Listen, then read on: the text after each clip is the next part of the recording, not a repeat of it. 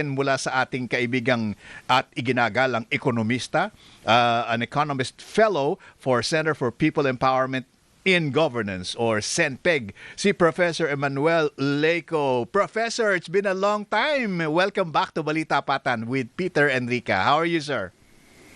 I'm okay, I hope. Gandang umaga sa inyo. Ay. Hi, Professor. Good morning. Akala ko sabihin niya, well, I'm almost fine. Okay. Let's talk about the many travails that we are experiencing at the moment. Well, one of the many is yung pagbaba po ng peso-dollar exchange rate in favor of the dollar. Ang sabi po ng iba, wala namang problema ito kasi talaga namang buong mundo tumataas ang value ng dollar. Ano po ang masasabi po ninyo dyan? Kung walang inflation, okay yan. Kung hindi tayo nag-i-import ng mga pangangailangan natin, hindi tayo nag-i-import ng fuel, pagkain, at iba pa, okay yan. Pero ang problema natin, pagka tumaas ang dolyar, maski na may pumapasok na dolyar sa atin, pero mas maraming dolyar ang lumalabas, hindi po yung nakakabuti para sa atin. So, kung sinasabi natin na 61.75 ay mas mabuti yan sa mga OFWs natin, tama po yon, mabuti po yan. Pero panandali ang ligaya lang yan. Kasi, parang ano, no? Bawal na pag-ibig. Parang bawal. Gusto natin na mataas na dolyar, pero ang ligaya na mararamdaman natin dyan ay panandalian lamang dahil sisipa agad ang presyo ng mga bilihin natin. So, kung nag-depreciate tayo kung nag-appreciate ang dolyar, teka muna. Kung mag-appreciate ang dolyar, no, halimbawa nag-appreciate siya ng 5%, pero ang inflation naman natin ay 7.2%, suma total talo tayo. Pero ang pinakamalaking epekto niyan sa atin is yung pangmatagalang epekto ng pagtataas ng presyo ng mga bilihin. Pero kung titingnan din naman po natin, attorney, 'di ba? Ay, attorney, professor, 'di ba?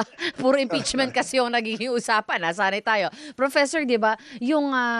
Yung effect din naman talaga ng napakaraming geopolitical tensions around the world ay may epekto din talaga siya sa atin.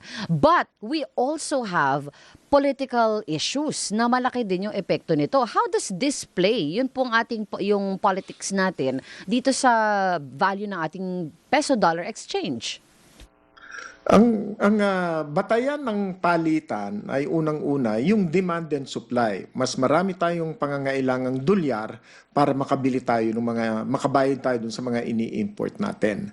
But at the same time, yung kumpiyansa ng mga investor, kumpiyansa ng merkado sa kalagayan ng Pilipinas ay malaki ring bagay po yan.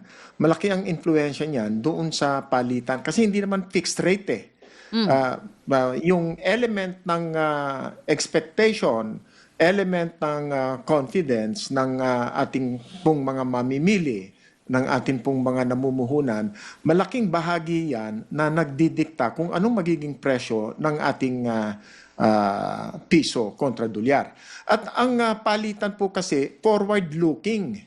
Kaya malaki ang element ng expectation, yung kumpiyansa. Kung ang kumpiyansa ng mga mamimili ay mahina, ang expectation nila tungkol doon sa mangyayari bukas, makalawa, sa mga susunod na araw, ay malaki po ang impluensya niyan kung magkano ang kanilang ipapalit sa dolyar. So, ngayon, ang expectation ng mga tao, hihina ang piso.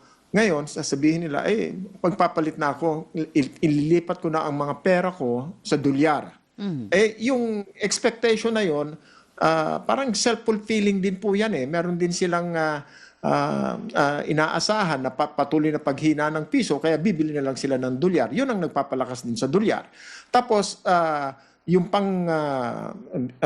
pangkaraniwan na binibili natin na mga pagkain, fuel, at mga iba pang ini-import natin, yan po ang solid na batayan kung magkano ang kakailanganin nating dolyar. So sa ngayon, yung mga nag-i-import, mga importing companies, namimili na sila ng dolyar. Kumbaga, gusto na nilang i-fix yung kanilang risk doon sa mga darating na panahon na kung ano ba ang magiging epekto halimbawa ng patuloy na giyera sa Middle East, ano magiging epekto nitong inaasahan nating impeachment proceedings o binabantayan na impeachment proceedings. Marami po ang mga issue na parang ang pakiramdam natin ay medyo shaky, no? Na anytime pwedeng gumalaw ang ekonomiya, anytime pwedeng gumalaw ang piso kontra dolyar. Ang ekonomiya natin yung 2.8% na growth rate na nakaraang inulat ng ating Philippine Statistics Authority, malaking warning na yan sa atin. Ang bagal na pala ng ating ekonomiya. Naku. Tapos yung putukan sa Senado, umalingaw-ngaw po yan, hindi lamang sa Pilipinas, kundi Worldwide. sa mga Opo, yung mga nasa BBC tayo, nasa CNN, nasa ABS or mga ABC News, NBC News. Lahat po nakarinig ng putukan na yan. Tapos yung pagtakbo ni Senator Bato, meron na pong mga memes yan kung saan-saan. Talaga po parang for a few days, we were the laughing stock of the world. Nakakahiya po at nakakabahala ang epekto nito sa ating kabuhayan. Tapos bigla silang nagsuot ng robe. Meron pa nga po. Meron At least. pong listahan. Sino ba yung magiging judge? Sino ba yung mga magiging judges? Pagkatapos katabi ng pangalan ng mga judges, yung mga kaso. Pakiramdam ng mga tao, paano kaya, ano kayang hatol ang ibibigay ng mga ito sa impeachment? Opo. Well, Prof, nabanggit po ninyo kanina yung yung 2026 first quarter GDP natin na parang spaghetti pababa ng pababa na 2.6 na lang But it's not bad. It's still 2.6%, di ba? But the inverse is the inflation na ngayong Abril ay nasa 7.2 na po mula sa 4.1 nung March So bumababa ang GDP, tumataas ang inflation. Tanong, hindi kaya ito mismo ang nagiging ang direct na rason kung bakit bumababa po ang balor ng piso? Tama po. Ano yan? Malaking bahagi yan. Yung inflation natin, yung ating mababang o mabagal na GDP growth rate, pagkatapos yung patuloy na pagtaas ng ating pong mga imports. Tapos yung ating dollar reserve, hindi naman po ganun karamihan, no? Pababa ng pababa, katulad po ng sinabi ninyo, parang spaghetti, no? So maraming kahinaan na nakikita ang mga mamumuhunan, no? At ang mga sarili nating merkado, mga consumer, nakikita po nila yung talagang kahinaan ng ating ekonomiya sa mga panahong ito ngayon.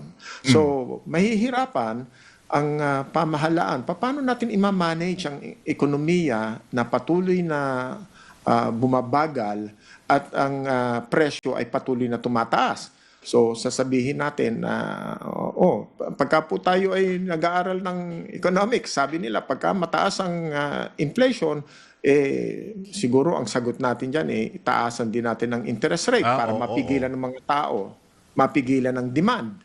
Pero yung nga ang sabi ng iba naman, hindi naman ito demand issue. This is more of a supply issue na nagtutulak ng ating inflation. At hindi lamang po yun yung demand and supply, yun ang tinitingnan natin na textbook scenario. Pagka mataas ang demand, mababa ang supply, tataas ang presyo. Pero meron din po yung aspect ng expectation, kumpiyansa ng mga tao. Hindi po yan pwedeng i-compute, no? Hindi mahirap sabihin na ang confidence level natin ay 10% lang. O itaas natin sa 15%, may bababa. Hindi po ganun eh. Yung mga surveys na confidence ng mga negosyante, consumer confidence, maaari pong tingnan natin yan na isang indicator. Pero at the same time, mahirap kasi forward-looking ang ating pong mga plano, forward-looking ang ating pong expectation. Samantalang kung mapapansin po ninyo, ang inflation, reported yan yung 7.2 inflation last month. No? Yung GDP growth rate, yun po ang growth rate nung nakaraang Tatlong buwan. last 3 months. So, tayo forward-looking, malaking bagay ngayon ang expectation ng mga tao. Gagastos ba ako o hindi? Darating ang aking mga OFW remittances pero gagamitin ba yan sa pagkain? Gagamitin ba yan sa pambili ng mga ibang pangangailangan o itatabi ko muna? Ngayon, tumataas ang presyo ng petrolyo. Tama po kayo, medyo bahagyang bumaba. Nakabawi ng $2 ang Brent. Yep. Kada bariles. Medyo maganda-ganda yon. Pero more than $100 pa rin per barrel. Correct. Samantalang nung mga nakaraan, hindi po umaabot tayo ng 80. Pagka sumampa na ng 80, ano na yun ang pakiramdam ng merkado, sobra na yun. No?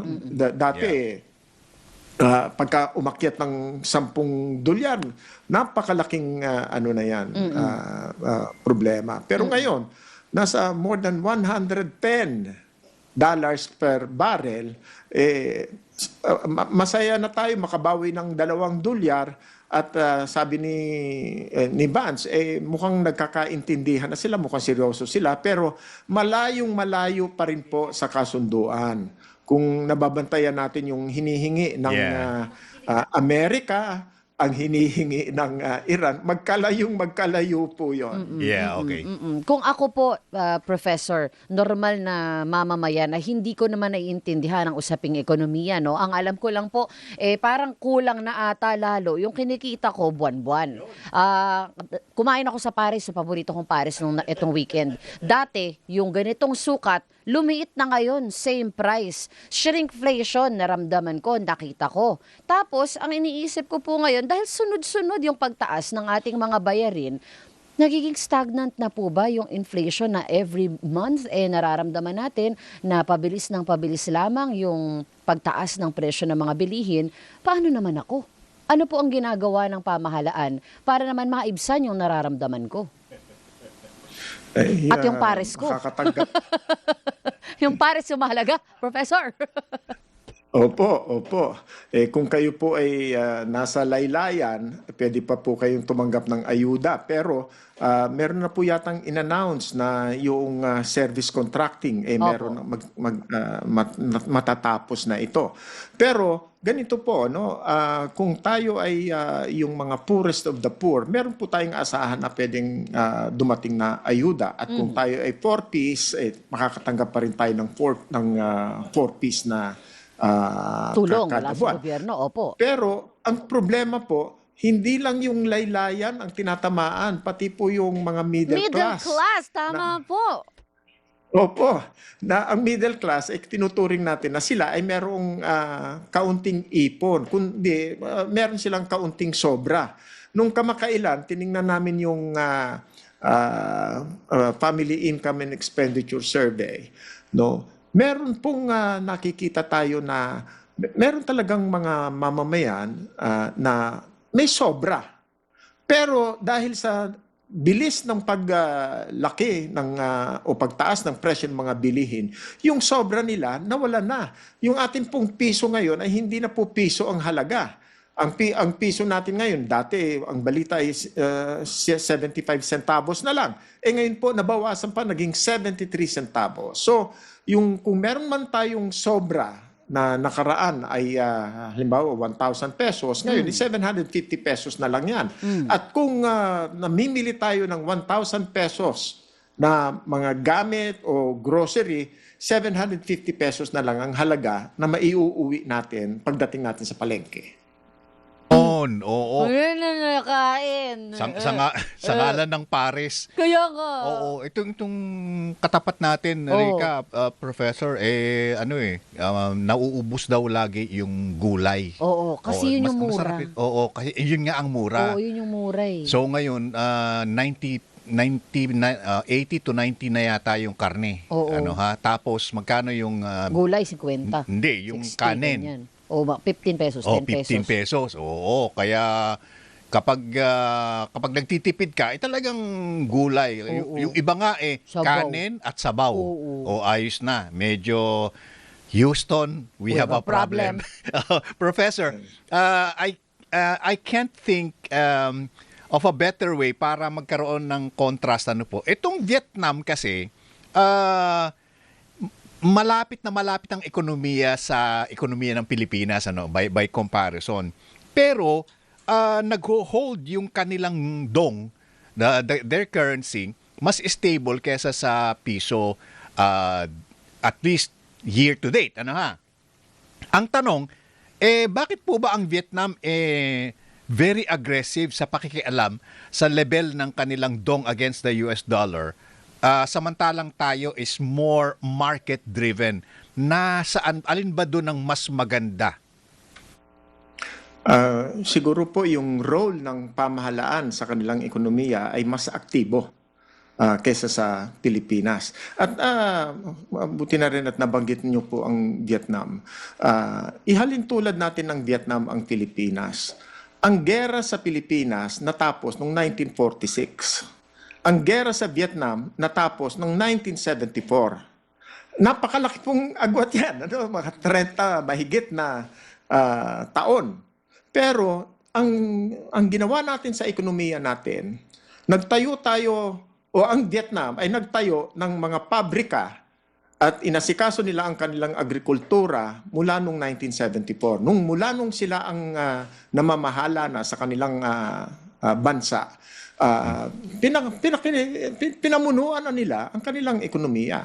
Ang Pilipinas, mula 1946, dati pa nga po tayo ang kinaiinggitan ng ating pong mga kapitbahay. Pero ang naging parang significant na development sa atin, mas marami tayong mall na itinayo kaysa sa pabrika. So ngayon, we're just buying and importing. Ini-import natin ng bigas. Magastos pala. Hindi nag-i-import tayo ng bigas sa Vietnam. Sila ang nagtanim. O tayo mamimili. Bakit po? Kasi yung ating mentality na marami tayong dolyar, which is true. Marami tayong dolyar dahil marami tayong pinalikas na mga Pilipino para magtrabaho sa ibang bayan. Nagpapadala ng dolyar. So, very convenient sa atin na wag na tayong magtanim. Bilhin na lang natin dahil andyan naman ang dolyar. So, ngayon, napaka-vulnerable natin ngayon sa galaw ng piso kontra dolyar. Yes. At wala tayong sarili nating kakayahan na bigyan po ng pagkain ng ating mga mamamayan, kaya mag-i-import lang tayo. So, napakahina. Wala tayong agricultural policy, wala tayong industrial policy. So, ngayon, pero meron tayong import policy. Meron tayong ayuda policy. Naku. Ayun. And ayuda. Professor, maraming salamat and we can go on for a few more hours kapag economy ang pinag-usapan pero I think it's very clear na we are suffering right now yung lalong-lalo na nga po yung ang most of our countrymen, ang ating masa ramdam na ramdam Totoo yung yan. crisis. Yung pares ko, Professor. So we are our peso is under attack and our economy is stressed right now. So Professor, maraming salamat po. We'll talk to you again Thank very you for soon. your time, Professor. Thank you very much po. Maraming salamat. Ayan. Maraming salamat at magandang umaga po sa ating lahat. Thank you very much, Professor Emmanuel Leyco, isa pong Economist Fellow sa Center for People Empowerment in Governance or CENPEG. Ang oras, 9:44.